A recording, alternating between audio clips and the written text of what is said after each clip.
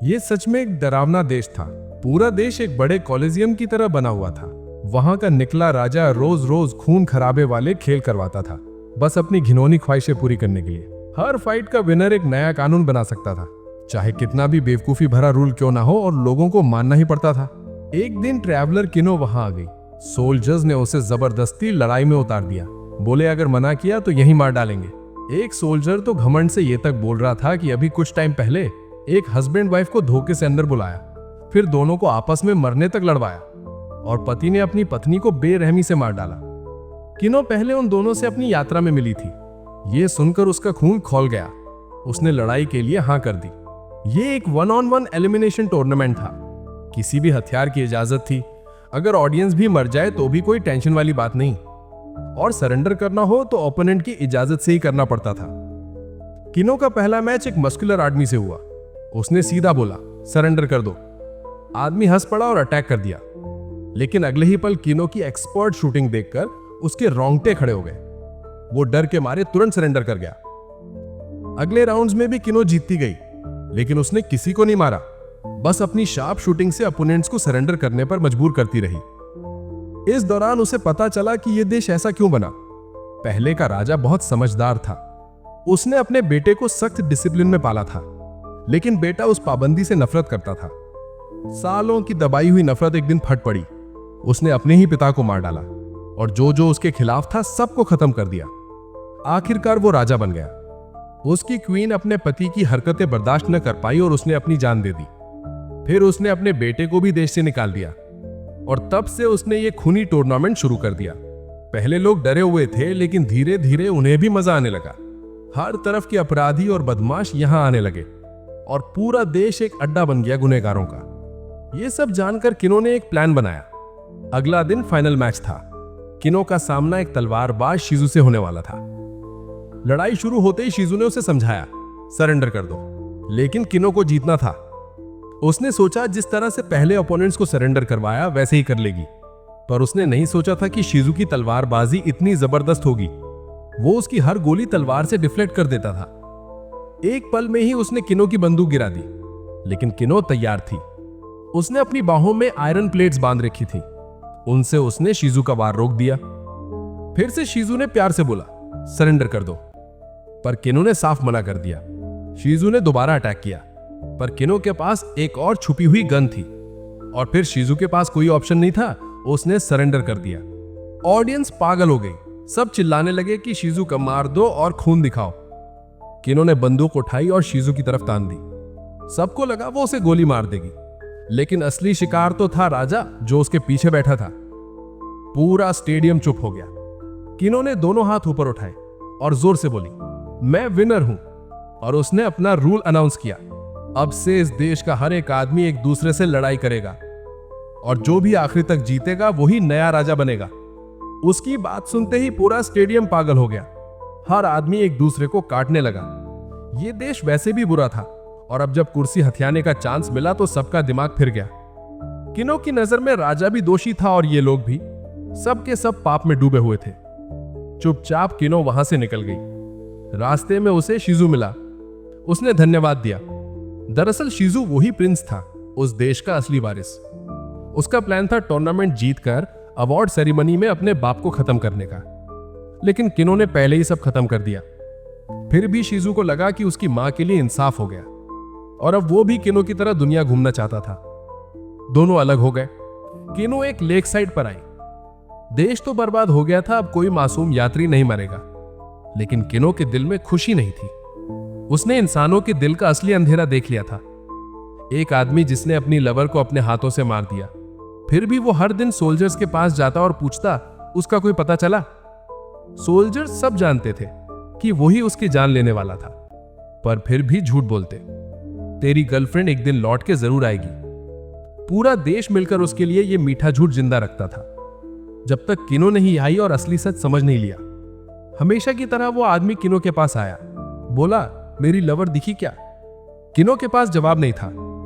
आखिर में आदमी सर झुकाकर बोलने लगा मैं उसे बहुत याद करता हूं, पर मुझे मिलती नहीं। उसका केयरटेकर आया और उसे ले गया। किनो को लगा इस आदमी में कुछ अजीब है। उसने शहर के लोगों से उसका पास्ट पूछना शुरू किया। पर सब चुप थे। आखिर एक आदमी चार्ल्स सच बोल बैठा। उसने बताया कि उस आदमी का नाम डेविड है। वो पहले देश का हीरो था। 5 साल पहले राजा अत्याचारी था। लोग भूख से मर रहे थे। हजारों जिंदगियां खत्म हो गई थी। डेविड पहले पुलिस ऑफिसर था। उसने गांव वालों को इकट्ठा करके राजा के खिलाफ क्रांति छेड़ दी। इसी दौरान उसकी मुलाकात एक गांव की लड़की से हुई और दोनों पहली नजर में प्यार में पड़ गए। दोनों खूब मोहब्बत करते थे, लेकिन जंग से एक दिन पहले डेविड को लगा शायद मैं जिंदा वापस ना आऊं, इसलिए उसने जबरदस्ती उस लड़की से रिश्ते तोड़ दिए। अगले दिन जब सेना महल पर चढ़ी, राजा और उसका खानदान भागने वाले थे। डेविड ने एक ग्रेनेड उनके कार पे फेंका, पर जैसे ही उसने फेंका उसने देखा कि कार में बैठी हुई लड़की वही थी जिसे वो प्यार करता था। वो ये सच नहीं बर्दाश्त कर पाया। अपनी मोहब्बत को अपने हाथों से मार दिया। उसके बाद वो पागल सा हो गया। तब से वो हर दिन शहर के गेट पर जाता और सोल्जर से पूछता, मेरी लवर का कोई पता चला? और सोल्जर्स हमेशा प्यार से झूठ बोलते। वो सिर्फ एक छोटी यात्रा पर गई है, एक दिन जरूर वापस आएगी, तब तक तुम जिंदा रहो। इस तरह पूरा देश मिलकर उस झूठ को जिंदा रखता था। सबको लगता शायद इसी वजह से वो जिंदा है।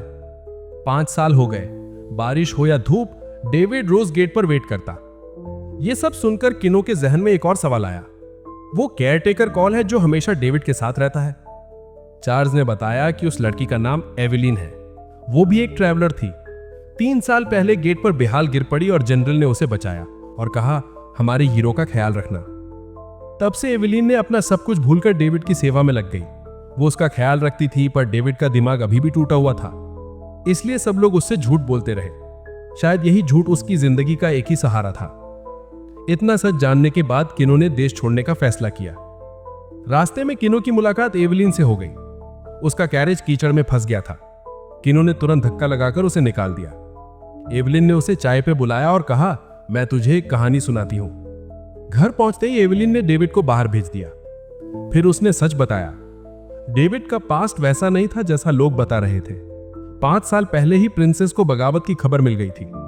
वो और राजा पहले ही पड़ोसी मुल्क भाग गए थे। जिस लड़की को डेविड ने कार में मार दिया था वो असल में एक बॉडी डबल थी। 2 साल बाद प्रिंसेस को डेविड की याद सताने लगी। उसने सुना कि डेविड पागल हो गया। वो सब की मना करने के बावजूद उसे ढूंढने आ गई। लंबे सफर के बाद वो थककर सिटी गेट पर गिर पड़ी। तब किनो को समझ आया एवेलिन ही वो असली प्रिंसेस है जिसे डेविड इतना चाहता था। लोगों से अपनी असली पहचान छुपाने के लिए उसने अपनी शक्ल बदल ली थी। किनो ने पूछा, यह सब करना वर्थ था? एवेलिन मुस्कुराई। डेविड हमेशा मेरा वेट करता था। उसने दुनिया की सब चीजें भूल दी, सिर्फ मुझे याद रखा। तो मेरे लिए सब कुछ वर्थ था। कम से कम अब मैं उसके साथ हूं। तभी डेविड वापस घर आ गया। वो सालों तक झूठ के जाल में जीता रहा था, पर शायद वही उसके लिए बेस्ट था। जब कीनो फिर से निकलने लगी, डेविड उसके पीछे भागता हुआ आया। सबने रोका, पर इस बार वो बिल्कुल होश में था। उसने कहा, मैं जानता हूं सब लोग मुझसे झूठ बोल रहे थे। मैं जानता हूं एवेलिन ही प्रिंसेस है, पर उसकी असली पहचान छुपाने के लिए और लोगों की उम्मीद बनाए रखने के लिए मैंने पागलपन का नाटक किया। पर अब मैं सच्ची खुशी में हूं। मेरे लिए इतना ही काफी है। एवेलिन ने भी ये महसूस कर लिया था कि डेविड सब समझ चुका है।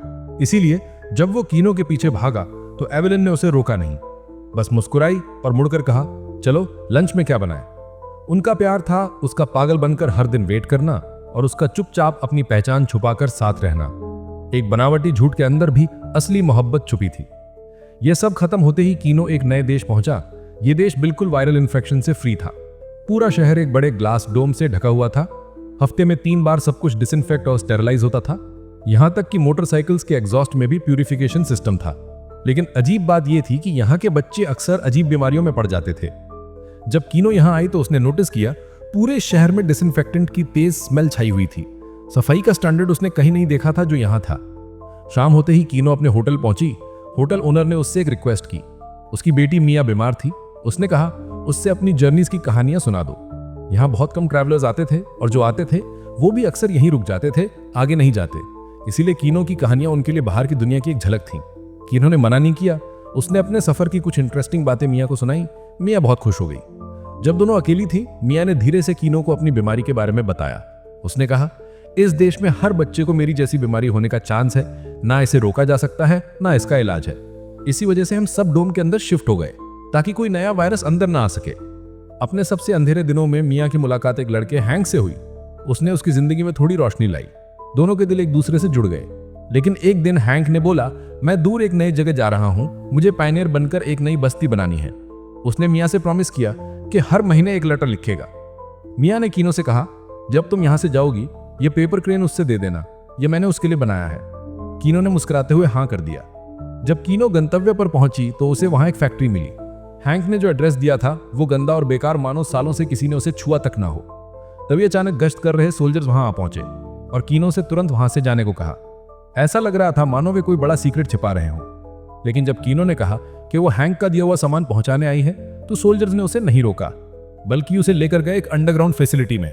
वो जगह थी देश का मॉनिटरिंग सेंटर, जहां हर पल पायनियर्स की एक्टिविटीज पर नजर रखी जाती थी। कीनो ने मियाँ का गिफ्ट एक सोल्जर ईथन को सौंपा, लेकिन ईथन ने सच्चाई सामने रख दी कि हैंक की तो 6 महीने पहले ही मौत हो चुकी थी। मियाँ को जो भी लेटर्स मिलते रहे वो सब ईथन ही लिख रहा था। जहां तक उन पायनियर्स की बात थी, वो असल में सिर्फ एक्सपेरिमेंटल ह्यूमन टेस्ट सब्जेक्ट्स थे। क्योंकि एनिमल टेस्टिंग से लिमिटेड डेटा मिल रहा था तो गवर्नमेंट ने ऐसे नागरिक चुने जिनके कोई करीबी रिश्तेदार ना हो। हैंक और उसका परिवार उन्हीं पहले लोगों में शामिल था। बिना जाने समझे उन्हें जबरन एक्सपेरिमेंट्स का हिस्सा बना दिया गया। हैंक सबसे छोटा था और उसका बॉडी पहले ही स्पेसिमेन बनाकर मियाँ के हॉस्पिटल के नीचे संरक्षित कर दिया गया था। कीनो मियाँ की आखिरी उम्मीद तोड़ नहीं सकी और जाने लगी। लेकिन ईथन ने उसे रोक लिया, क्योंकि अब कीनो देश का सीक्रेट जान चुकी थी और इसीलिए वो उसे मारना चाहता था। दोनों ने एक साथ गन्स उठाई, 2 तीखे गन शॉट्स की आवाज गूंजी और सब कुछ खत्म हो गया। अगले दिन मियाँ को हैंक का एक और लेटर मिला। उसमें सिर्फ 2 पंक्तियां लिखी थी, I really like your gift, come find me when you are feeling better. ये लेटर ईथन ने नहीं लिखा था, ये कीनो की ओर से मियाँ के लिए छोड़ी गई आखिरी उम्मीद थी। लेकिन मिस्टीरियस इलनेस अभी भी बाकी थी। मौत लगातार चल रही थी और कोई नहीं जानता कि इलाज कब मिलेगा या और कितनी इनोसेंट जिंदगियां इस रास्ते में कुर्बान होंगी। इस विशाल ग्रासलैंड पर एक झुंड मैन ईटिंग शीप रहते थे। वे दिखने में मासूम और प्यारे लगते थे, लेकिन जैसे ही उन्हें कोई इंसान दिखता वे अचानक हमला कर देते और शिकार की हड्डियों तक चबा डालते। उसी दिन कीनो वहां से गुजर रही थी जब अचानक शीप ने उस पर हमला कर दिया। उसने मोटरसाइकिल की स्पीड बढ़ाई, लेकिन आगे और भी शीप उसका रास्ता रोककर खड़े थे। मानो किसी इंटेलिजेंस से गाइडेड हो, वे उसे घिर रहे थे। कीनो को पीछे मुड़ना पड़ा, लेकिन वहां भी एक गहरी क्लिफ ने उसका रास्ता रोक दिया। शीप लगातार उसका पीछा कर रहे थे। मजबूरी में कीनो ने मोटरसाइकिल छोड़ दी और पैदल भागी। ऊपर क्लिफ से झुंड उसकी तरफ डरावनी नजरों से देख रहा था। उसने गन उठाई, लेकिन उनकी गिनती बहुत ज्यादा थी। वो ऑप्शन छोड़कर सुरक्षित जगह ढूंढने लगी। भागते भागते उसे एक जीप मिली जिसके ड्राइवर को शीप पहले ही खा चुके थे और वहां सिर्फ बोन्स बची थी। कीनो समझ गई कि वो आदमी भागने की कोशिश में गिरा होगा और शीप ने उसकी लेग तोड़ दी होगी। वो जीप में बैठ गई और झुंड की तरफ गाड़ी दौड़ा दी, लेकिन शीप मौत से बेखौफ जीप पर टूट पड़े। कुछ तो कूद कर अंदर तक आ गए। कीनो ने फ्यूल टैंक खोला और गाड़ी घुमाकर हर जगह पेट्रोल फैला दिया। फिर एक गोली चलाते ही आग की दीवार ने पूरे झुंड को घेर लिया, पर जलते हुए भी शीप उस पर टूट पड़े। आखिर में कीनो ने एक रैंप बनाया और अपनी मोटरसाइकिल से क्लिफ को पार कर गई। नीचे जलते हुए शीप को देखते हुए वो अभी भी यही सोच रही थी, आखिर ये शीप इतनी हद तक उसका पीछा क्यों कर रहे थे। अगले देश में पहुंचने पर कीनो को आखिरकार सच्चाई पता चल गई। ये शीप असल में यहीं पैदा किए गए थे। दरअसल इन्हें कॉम्बैट के लिए कॉलेजियम में पाला गया था, जहां लोग इनकी लड़ाई देख देख कर मजे लेते थे। लेकिन ये शीप साधारण नहीं थे। इनका जेनेटिक मॉडिफिकेशन किया गया था ताकि ये और भी ज्यादा खतरनाक बन सके। फिर एनिमल राइट्स ग्रुप ने हस्तक्षेप किया तो गवर्नमेंट को मजबूरी में इन्हें जंगलों में छोड़ना पड़ा। लेकिन प्रॉब्लम यह थी कि इन्हें बचपन से ही इंसानों ने लड़ाई के लिए तैयार किया था, और जब ये आजाद हुए तो उनके दिमाग में वही ड्यूल वाली आदत जिंदा थी। इंसान दिखते ही हमला करना अब इनका इंस्टिंक्ट बन चुका था। आखिर में यही पागलपन इनकी मौत का कारण बना। असल में इंसान भी कुछ अलग नहीं है। अगर हम पुराने बिलीफ्स और बेकार हैबिट्स में फंसे रहेंगे तो एक दिन हमें भी इसकी भारी कीमत चुकानी पड़ेगी।